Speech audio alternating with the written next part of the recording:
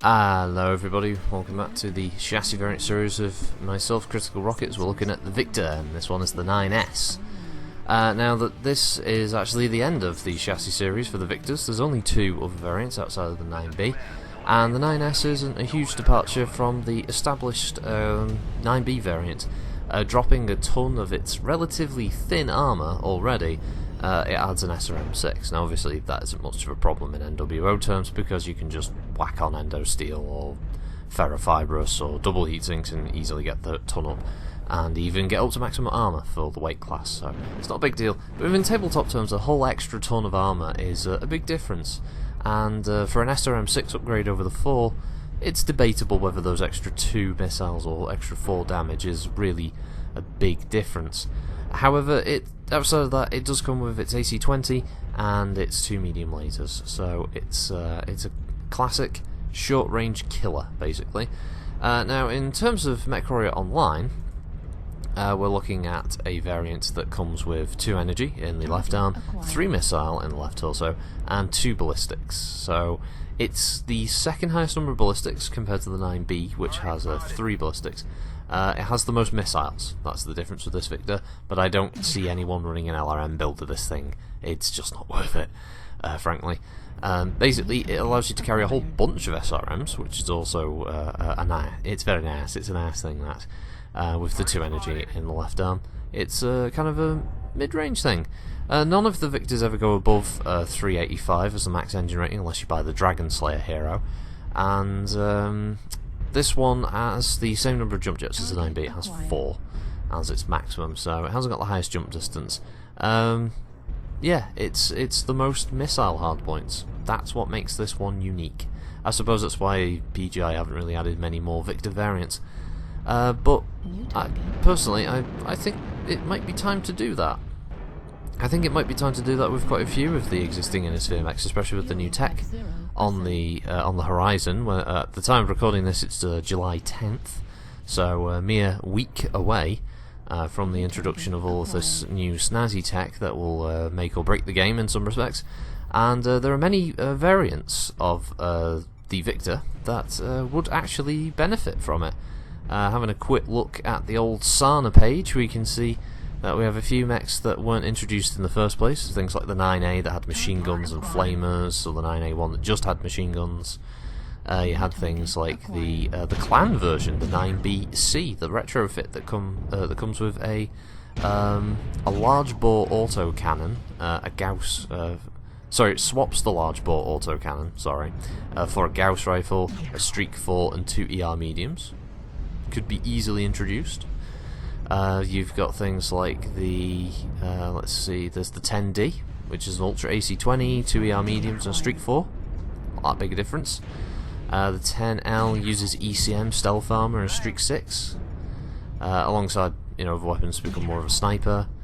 Let's see, you've also got things like the 11D with a light fusion engine, ER large lasers, Streak 4, rotary AC-5, and these are all things that could be added in.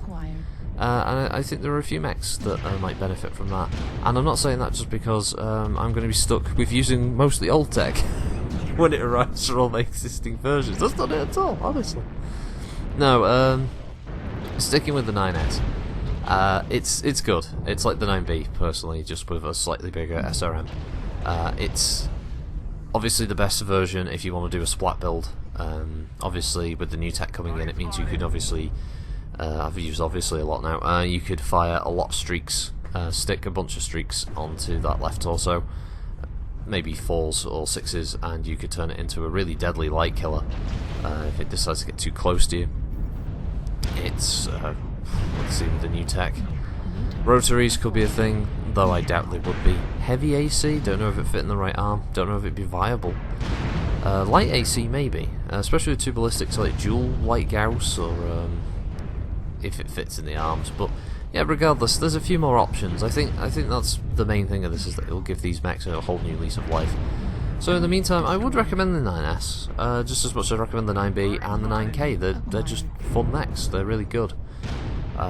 Straightforward, simple, and I know a lot of people, some people swear by the Victor. Now whether that's just because we're having a really bad match and they're getting so angry, but I've always liked it. Felt like it was a mech that deserved a good old run in MWO. If you were sort of into your assault mechs and you haven't tried it, excuse me, give it a go. It's pretty cool. Now in this match, I've been stalling for a bit of time because this is one of those classic matches, and let's talk about something that happens in this game every now and then. It probably happens a few of the multiplayer games, obviously. I've said that again. This is one of those games where you've won, you've cleaned up.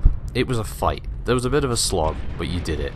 You're all a bit beat up. You know, there's the infamous Chinese villain, one guy. He's somewhere. He's on the map, and you don't know where he is. Where's he hiding? Of course, he's shut down somewhere. Maybe because he's got no weapons. Maybe he's just trolling. But regardless, he's wasting people's time. Now, I know this is other people's choice, obviously, but do you people hate it when that happens? I'm not saying like that people should rat him out and say where he is, which is eventually what happens here, where people start on the other team start saying like, oh, he's there, you locust has run past him sometimes.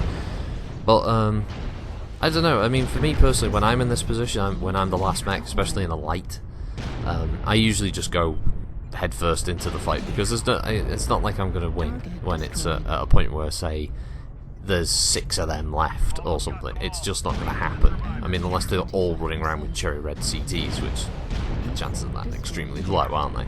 So, you're stuck in a position where you have to.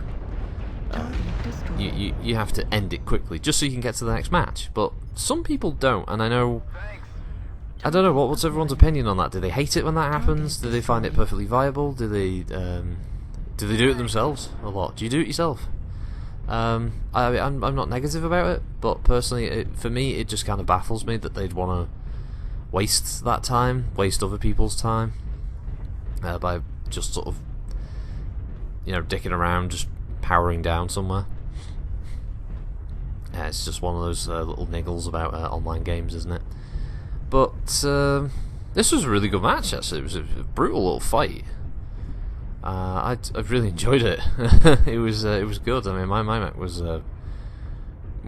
proper beat up. There wasn't much left of it in the old side torso division. I was running out of ammunition, and yeah, it was cool. I like to think that if you've seen the 9K video, that wasn't great. That's why I wanted to have this video be the second one that came up with the 9S. And I thought this was like a really good showcase of what the 9S, what the Victor can do, what it can achieve, and that is basically to be a brutal powerhouse of a sort of mid to short range assault mech. Whereas so far in the 80-ton range, we've had the Victor and the Zeus and the Awesome, with the Awesome being more of a ranged sniper, direct fire sniper, and the Zeus being a bit more of a indirect fire assault mech. On its stock loadout, weapon-wise, and the Victor is a total departure from that. It's more of a close-range killer. It wants to jump into the fray. It has weapons built to do that, to get in and just start doing damage rapidly to opponents, which is part of its write-up, is that it was a support mech in the sense that it would run up to the front lines using its jump jets to clear obstacles quickly, get in the fray, and just start fucking blasting stuff with AC-20 fire. And with that, it does a really good job. Personally, I think it's such a simple loadout, but it's very, very effective, and it definitely makes it stand out, especially for me running stock weapons. And yeah, it's cool for that reason. There's not enough. There aren't that many AC-20 carrying mechs anyway, so it's nice to be able to sort of run around with one of the biggest, nastiest guns in BattleTech. Legit, not strapping it into a mech that doesn't normally carry it. That's why I really like the Hunchback 4G as well, because it's wonderful to have a medium in its weight category that carries something that's just so friggin' deadly. So this is the point in the match where everybody started, like, some people started complaining about where is this guy. I thought he might have sort of gone to like either he was a disco at the spawn, or he was sort of back here by one of these rocks, and I was thinking like, no, my luck, I'll find him and he'll like jump me or something and I'll get killed, which has happened to me in the past hunting down the last mech on a match. I've just been like, oh god, there's an active cheater, and the next thing is like he jumps out and small pulses your ass off. But no, he wasn't over here. And you can see the chat, like people talking about where he is and if he's shut down and stuff. So this is the point where people basically start ratting him out. And that's the other thing.